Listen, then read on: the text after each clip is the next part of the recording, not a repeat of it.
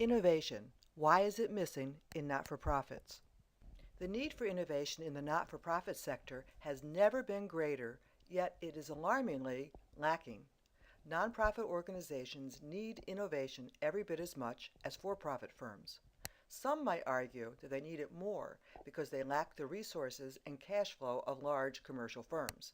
Not-for-profits need innovation in all areas, including fundraising, expanding their reach, mission delivery, and resource utilization. Innovation, according to encyclopedia.com, is defined as the process by which new products and techniques are introduced into the economic system. Successful innovation results in the capability of doing something that could not be done before, or at least not so well, or so economically. Further, at its most basic level, innovation in the workplace is about examining the way things are currently done and a view to finding new and better ways of doing them. It can be applied to any element of the not-for-profit organization and does not have to be original, nor do its effects have to be earth-shattering. It can simply be the extension, modification, or combination of already existing ideas in a way that improves existing functions.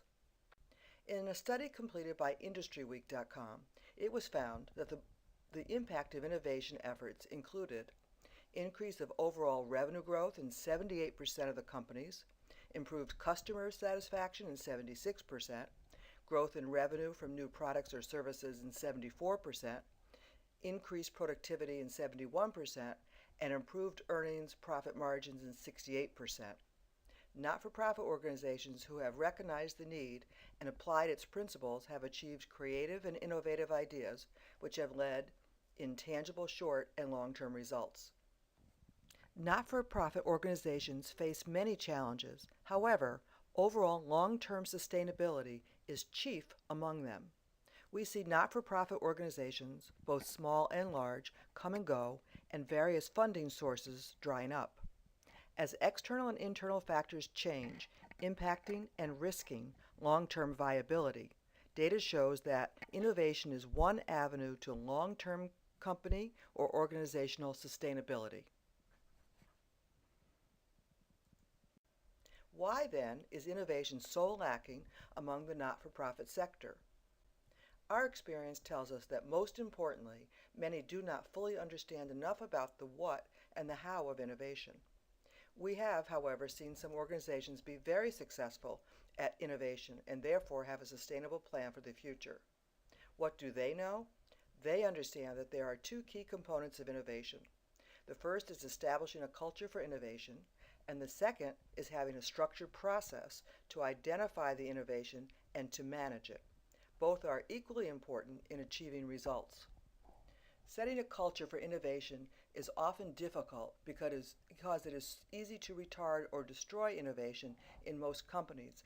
Coming up with new or radically different ideas takes some willingness to risk on the part of the employees. As leaders of the organization, you must pay careful attention to what happened to those who propose new ideas and make sure that there is truly an atmosphere of no risk. Managers and supervisors must be coached and also keep an eye out for potential blocks or behaviors that will decrease the likelihood someone at any level will come forward. Teach your team how to manage projects that will allow individual as well as team growth.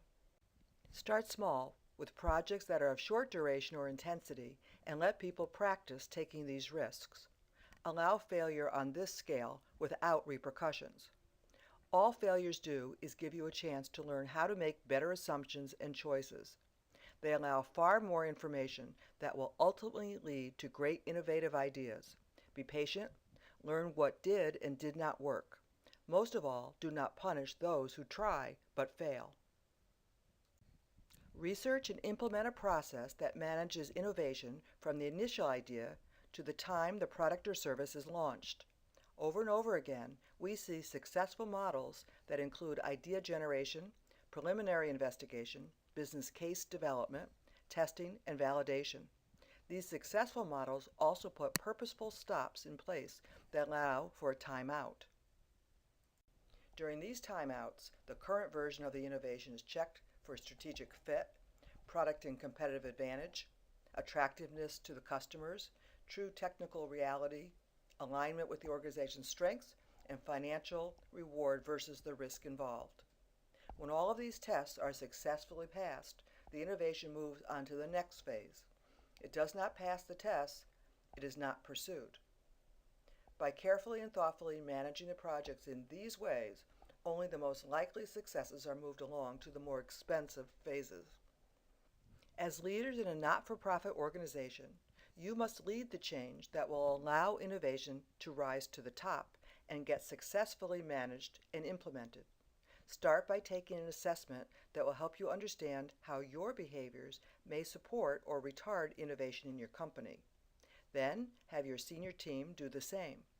Next, get your managers and supervisors on board. Develop their ability to support innovation and risk-taking. Determine what process you will use to manage change and start with one or two high-potential ideas. Manage the change through development and implementation, and then celebrate your success. Getting started is not easy, but when it is part of a strategic focus, it can pay great rewards. There are a number of profiles on the market that allow you to measure your capabilities relative to setting a culture for innovation. We have used many of them and have identified and recommend one that we believe is particularly relevant to organizations trying to increase their growth and sustainability through innovation.